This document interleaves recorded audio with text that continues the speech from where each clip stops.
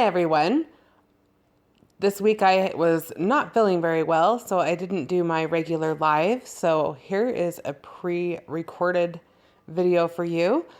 And I did want to show you, I had a fun, happy accident as I was creating this week. So I thought I would share the technique with you. So this is the card that I posted this week on my social media. This card has kind of a fun color lifting technique that I happened on accident. So I'm just going to share with you how I did it, and we'll just get started. So I'm going to start with a piece of Aqua pigment paper. This is Brutus Monroe's watercolor paper. It's my favorite watercolor paper ever. I highly recommend it. So we're going to just take that and we're going to use some Chroma mist spray. Chroma mist is just a really versatile product. You'll see me use it a lot. Sometimes I paint with it. Sometimes I just spray it directly. Sometimes I water it down, but we're just going to spray it in this case.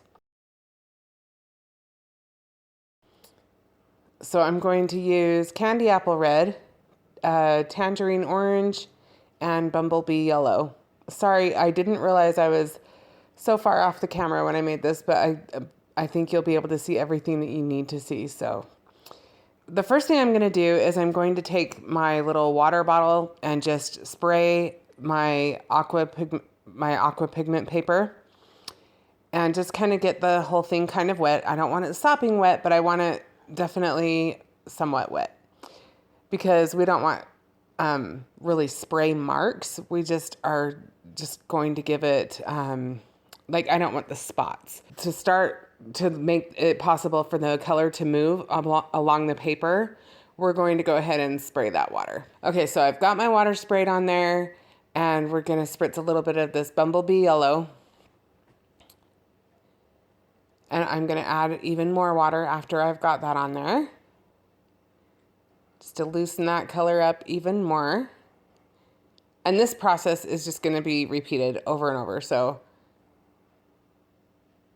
you can see right now there's a lot of spotting, which is just fine. Sometimes that's the look you're going for, but for this particular card, I just want that color to be smooth and running all over. I don't know if smooth is exactly accurate, but okay, you can see how it smooths out a little bit. And you can see that after every spray, I'm spraying the water. So right now I'm just letting that color run down my paper. And I just keep propping my paper up against the side of this ugly spray bucket.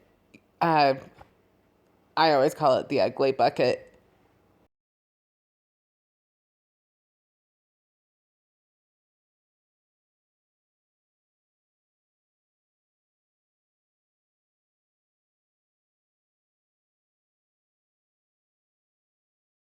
Okay, so just dabbing the sides a little bit, and then I'm looking at it, I'm thinking that it needs a little bit more of the red tones. But I'm trying not to oversaturate my paper too much. But this paper can take a lot of liquid. Okay, adding some more of our orange, we'll add a little bit more of the red as well. And I'm adding more water again so that that color can move. And see how it's just kind of streaking? We just want to let it do its thing.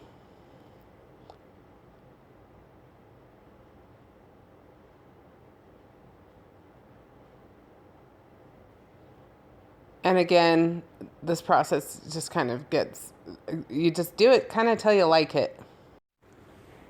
So now that I've got the color closer to what I want, I'm going to kind of go in with my heat tool and dry it up a little bit. Speed up the process a little bit. But you can see all those fun streaks. Okay, so now it's mostly dry. It has just a little bit, maybe a little bit of moisture in it, but it's mostly dry. So then I'm going to use my Stamp and Stick mat. New product from Brutus Monroe. It is amazing. So this mat is sticky. It's kind of like the mat that you might use for a die cutting, electronic die cutting machine. So that's about the stickiness on it. It fits perfectly it fits perfectly in my Misty. I love it. So I'm just going to use the little grid and stick my paper to it, which is also, I find, really awesome when you are using something that's a little bit damp and you want it to dry nice and flat. I think this is a really great way to do that. I didn't put it on while it was really wet, just a little bit wet, which is when it starts to curl anyway, most of the time for me. And I was just showing that if you want to put I use the back side of my Misty sometimes to just help it dry flat that much more. Okay, so now that I've got that done, I'm just going to place my stencil on. And because this mat is sticky, it's just easy placement. You can add a little bit of, most of the time you don't need to add anything with your stencil. But if you are worried about keeping your product really tight within the pattern of your stencil, if that makes sense, you don't want anything to seep underneath it, then you may still want to add a little bit of spray, but this really eliminates the need for it. It's kind of a preference thing, but really, because the mat is sticky, it was created to eliminate any need for magnets or tape or anything like that. Now that I finally have my panel where I want it, this is the part that was the happy accident. So when I was creating the card, I thought, oh, it's kind of a Valentine card. It might be kind of fun to use this glitter gel the glitter glaze, that has red hearts in it, which is a really cute, really fun glitter glaze that Brutus Monroe offers. So I tried that out first, but I didn't get a really even pattern when I did it. This is me recreating, so you're not seeing exactly what happened the first time I did it. And I actually replaced my my stencil after the fact to try to add another coat. And that's when I figured out that I had discovered a new way to use my glitter gel. So you can see I'm just spreading it out.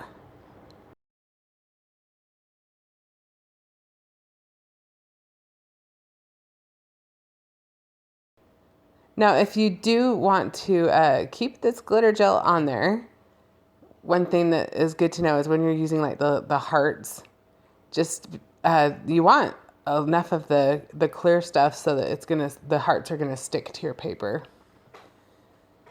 Enough of the gel itself, if that makes sense.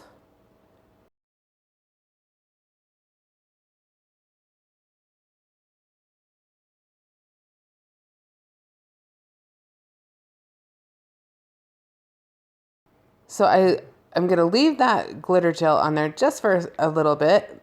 Okay, so I'm just using a stencil pal to just kind of scrape all of the product off,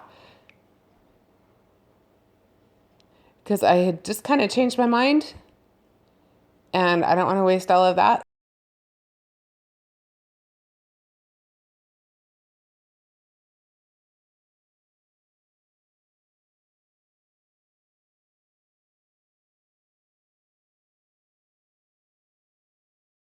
Okay, so there's the reveal, but I wasn't really loving it. I didn't have it as evenly dispersed on there as I wanted. So I'm just I went, oh, maybe not. So then I decided to scrape it off. And now that I'm scraping this nitty gritty stuff off, it's going to pull some of my ink. See how it's lifting that color? And I'm not putting this gel back in the jar like I did before, because now I'm pushing down and I'm getting color. So I didn't want to put that back in my jar. And I actually didn't mind that there was some glitter left behind. It kind of added some texture that I liked for this card.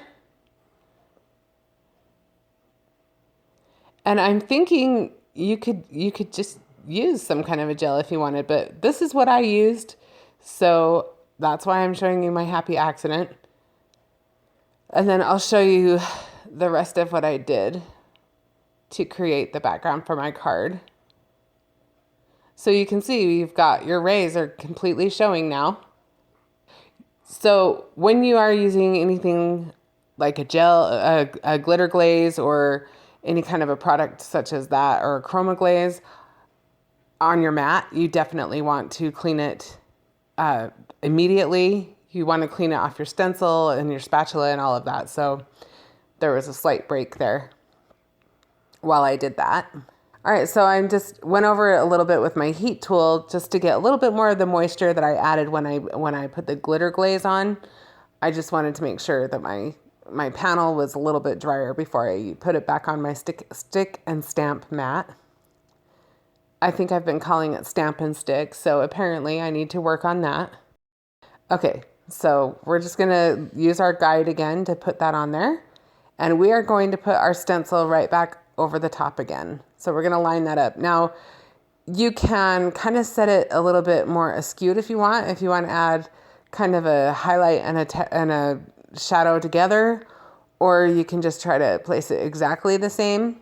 Either way, you're probably gonna not be exactly perfect, and that's okay. That's one of the great things about this technique is it's really loose and fun.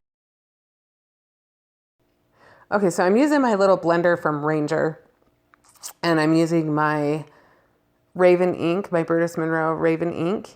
And I wanted to use this little blender so that I could get in close first. I'm just going over where the rays begin and adding a little bit of my Raven ink.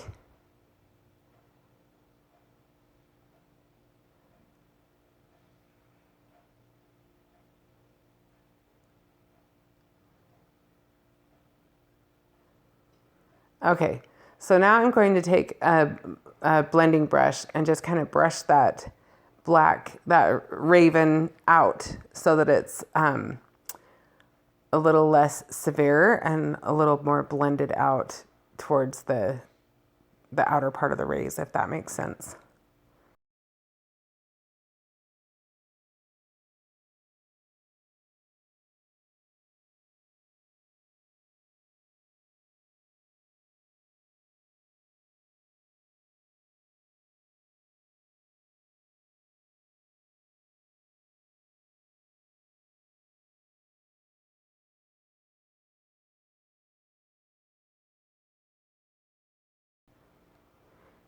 Now on my original card, I did trim down my panel a little bit, but because I'm just showing you the technique on this, I didn't trim it down.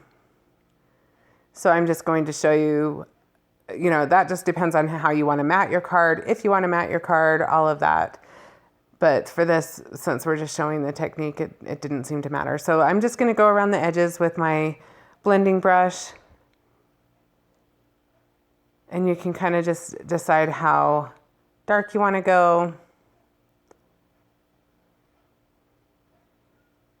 And there's a couple of ways you can do it. You can just do it how I'm doing it, holding it in your hand.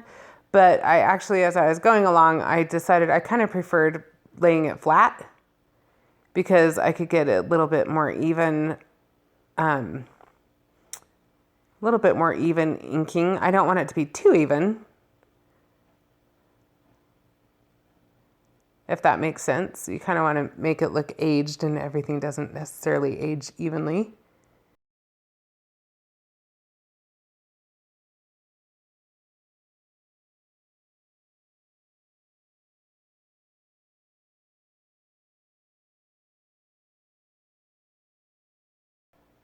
I also felt like it was faster to do it laying it flat.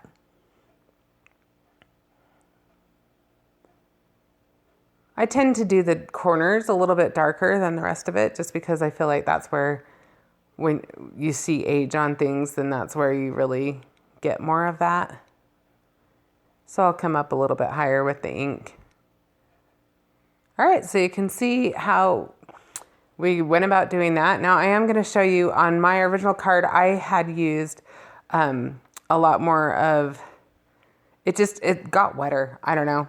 So I actually used foam, craft foam, and attached the panel to that so that it would have more stability and none of that curling that you get.